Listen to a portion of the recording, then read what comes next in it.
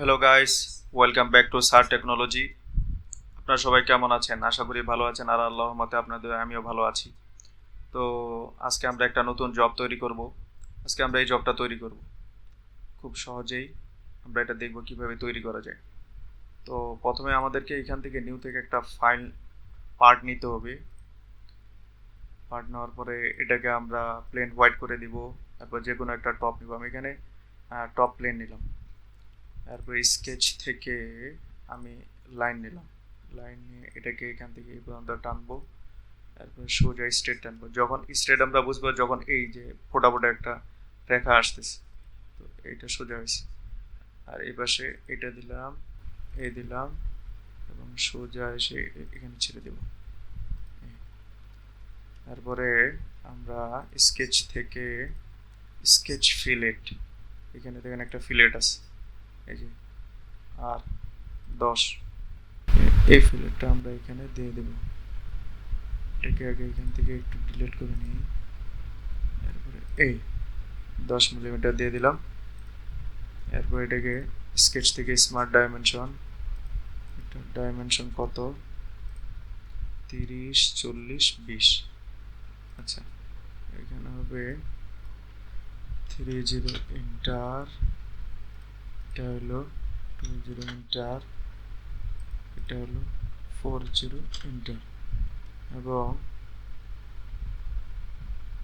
এই বিন্দু থেকে এই বিন্দু পর্যন্ত ডাইমেনশন হলো 40। আচ্ছা, এখন এটাকে আমরা ফিচার থেকে এক্সট্রুড বস করব হলো 10 মিলিমিটার। আচ্ছা, এটাকে নর্মাল করি, আপাতত রিয়েল ভিউ গ্রাফিক্সটা একটু বন্ধ রাখি। আচ্ছা, স্কেচ থেকে এখন আমার কর্নার রেক্টেঙ্গেল নিব। এই কোণায় একটা ক্লিক করে এবং ড্র্যাগ করে এ রাখা পর্যন্ত ছেড়ে দেব। পরে স্কেচ থেকে স্মার্ট ডাইমেনশন, এটার ডাইমেনশন দিল কত, এখানে দেওয়া আছে 20।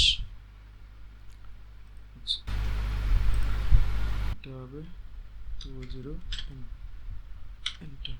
আচ্ছা, এটা ফিচার থেকে এক্সট্রুড বস হবে,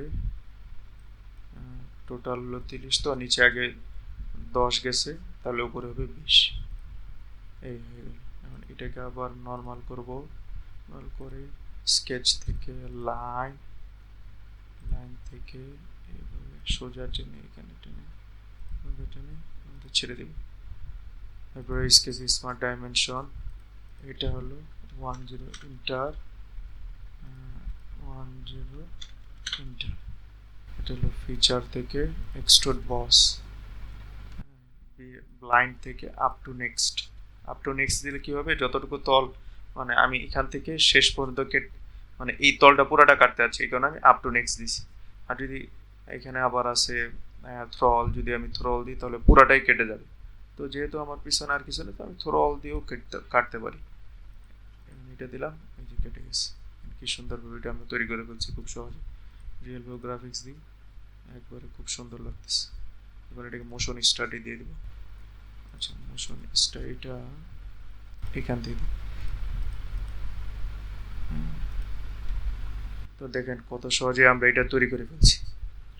যদি কেমন হলো আপনাদের কাছে, ভিডিওটা আপনাদের কাছে কেমন লাগছে এটা একটু আমাকে কমেন্টে জানাবেন। আর যদি ভিডিওটা ভালো লেগে থাকে তাহলে চ্যানেলটাকে সাবস্ক্রাইব করবেন এবং লাইক করবেন, শেয়ার করবেন। আর কি রিলেটেড ভিডিও, মানে সলিডওয়ার্কসের মধ্যে আপনারা সলিডওয়ার্কসে কি রিলেটেড ভিডিও চান সেটাও আমাকে কমেন্টে লিখবেন, তাহলে আমি চেষ্টা করব খুব সহজে তা তৈরি করে দেওয়ার। আর যারা বেসিক লেভেলের আছেন তারা আমার এই চ্যানেল থেকে খুব সহজেই বেসিক থেকে শিখতে পারেন।